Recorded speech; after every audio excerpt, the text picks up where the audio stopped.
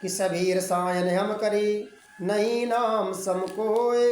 रंचक घंट बे संचरे, सब तन कंचन होए। आज हम आपको एक कहानी सुनाएंगे कि एक बालक जंगल में रोज गाय चराने जाता था। बालक ज़्यादा पढ़ा लिखा नहीं था। बालक अपनी गाय जंगल में छोड़कर नज़र बनाए रखता था। गाय को देखता रहता था। अब गाय शाम होने से पहले अपना जंगल में चर कर पेट भर लेती थी और शाम होते ही धीरे धीरे घर की तरफ चल देती थी। बालक भी पीछे पीछे मस्ती में और गाय भी मस्ती में, पेट भर गया, मस्ती में झूमते हुए घर को चली आती थी। ये रोज का नित्य का बालक का और गायों का रोज का काम था। घर में आ जाती थी।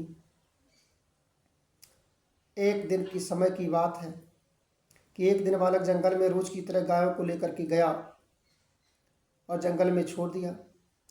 जंगल में गायों को छोड़ दिया। गाय चरने लगी अपनी मस्ती में, वो घूमने लगा। जंगल में घूमने चला गया। कुछ दूर आगे आज बढ़ गया। वहां जाकर देखता है तो एक बालक, एक महात्मा जी वहां ध्यान में बैठे हुए हैं। बालक को देखा कि महात्मा जी ध्यान में बैठे हैं तो बालक भी जाकर के महात्मा जी के पास बैठ गया। तब तक बैठा रहा जब तक महात्मा जी की ध्यान से उठे नहीं। और कुछ समय बीत जाने के बाद महात्मा जी ध्यान से उठे। फिर भगवान के नाम का उच्चारण करने लगे। भगवान का नाम का उच्चारण सुनकर बालक के मन में बहुत भीतर हृदय से इच्छा जागृत हुई कि मैं भी इस नाम को सुनूं पाऊं, मैं भी ग्रहण करूं इस नाम को। महात्मा जी की सारे नियमों को, सारे कार्यों को चुपचाप बड़े ध्यान से बैठा देख रहा था। महात्मा जी का जब नाम जब पूरा हुआ, उच्चारण बंद हुआ, महात्मा जी मौन हुए तो बालक कुछ देर मौन रहकर उनको निहारता रहा। महात्मा जी को बड़े ध्यान से निहारता रहा। उसके बाद महात्मा जी के चरणों में जाकर प्रणाम किया, साष्टांग प्रणाम किया और महात्मा जी से प्रश्न भी किया कि महाराज जी, हमें भी भगवान से मिला दीजिए। संत बड़े दयालु होते हैं। संत जी बालक से पूछे कि बेटा पढ़े लिखे हो? तब बालक बोला, नहीं महाराज, मैं पढ़ा लिखा नहीं हूँ। महात्मा जी जो संत जी थे उन्होंने बालक से पूछा, किस भगवान से मिलना है बेटा? बालक बोला, शेर वाले भगवान से मिलना है महाराज। तो महात्मा जी बोले, शेर वाली तो शेरा वाली मैया होती हैं, दुर्गा माता जी से मिलना है। बालक बोला, नहीं महाराज, माता जी से नहीं मिलना, हमें तो भगवान से मिलना है। महात्मा जी सभी भगवान के अवतारों का नाम लेकर याद करने लगे। तब महात्मा जी की समझ में आया कि बालक ये तो नरसिंह भगवान को कह रहा है। भगवान का नाम पूरा नहीं आता है, इसलिए नरसिंह भगवान को याद करता है, नरसिंह भगवान से मिलना चाहता है। महात्मा जी ने बालक को उपदेश दिया और बालक से कहा कि अब आज से नरसिंह नरसिंह का जाप करते रहना है, एक घड़ी भी छूटने न पाए। खाते पीते, उठते बैठते, चलते हुए हर समय तुम्हारे नाम से मन जप चलता रहना चाहिए। अगर भाव से नाम का जप करोगे तो एक दिन भगवान जरूर मिलेंगे।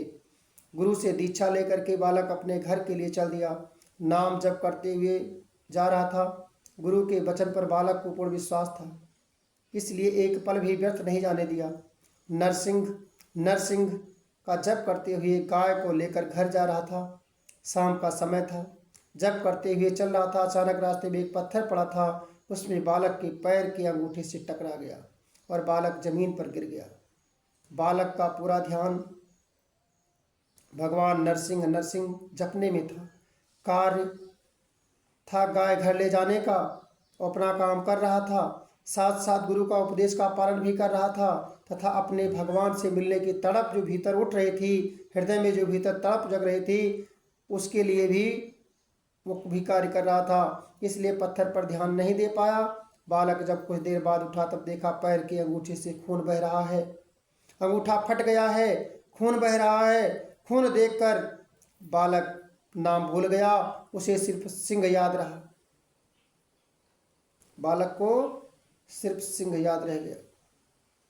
कुछ देर सिंह जपते हुए घर की तरफ चलने लगा, लेकिन जब थोड़ा आगे बढ़ा तो उसके मन में विचार आया कि गुरुजी ने जो नाम बताया था थोड़ा बड़ा था, ये तो छोटा कैसे हो गया। बहुत सोच विचार किया लेकिन नाम उसको पता ही नहीं चला। बालक को नाम याद नहीं आ रहा था और वहाँ पर और कोई नाम जब जानता भी नहीं था कि कौन सा नाम दिया है। गुरु जी के अलावा और किससे पूछे नाम? गुरु जी को जंगल में मिलेंगे तभी तो नाम बताएंगे। फिर अपने विचार से नाम को बड़ा किया और नाम को सिंह से बढ़ाकर भैंस की सींग कर दिया। अब वो प्रतिदिन भैंस की सींग जपने लगा। बालक रोज प्रतिदिन जप करता रहता। हर पल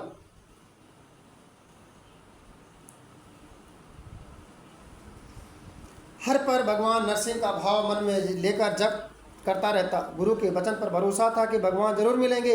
बालक ने भाव के साथ कि भगवान जरूर मिलेंगे, बालक ने भाव के साथ नाम जप भैंस की सींग करता रहता था। सब लोग बालक को पागल समझने लगे, परंतु भगवान नाम नहीं जप करने वाले का भाव देखते हैं। भगवान तुम्हारे माला से खुश नहीं होते, तुम्हारे भाव से खुश होते हैं। माला लेने वाला गिनती के 108 बार जप करता है, लेकिन मनन करने वाला अनंत बार जप करता है। बालक को गुरु जी ने कोई माला नहीं दी थी, सिर्फ नाम दीक्षा में दिया था। उपदेश में नाम जपने को बताया था, मनन करने को बताया था। अगर गुरु जी माला देते तो उसमें नहाना, पूजा पाठ, नित्य क्रिया के बाद ही जप हो पाता, लेकिन गुरु जी अजपा जप की शिक्षा दी थी। बालक की अजपा जप से नरसिंह भगवान प्रकट हो गए, बालक को दर्शन दिया। नरसिंह भगवान ने बालक से पूछा, मैं नरसिंह भगवान हूँ बेटा, वर मांगो। बालक चाहता तो भगवान से धन, पद, प्रतिष्ठा, गाड़ी, बंगला, सोना, चांदी, माल खजाना, पत्नी, पुत्र, बीमारियां सब ठीक करने की, पूरे परिवार की बीमारियां ठीक कर लेता, गाड़ी बंगले सब कुछ मांग लेता, जो चाहता मांग लेता। सामने जगत के पिता खड़े थे, जगत के पालनहार खड़े थे, लेकिन बालक ने एक टकटकी लगाए निहारता रहा और भगवान नरसिंह को साष्टांग प्रणाम किया और टकटकी लगाकर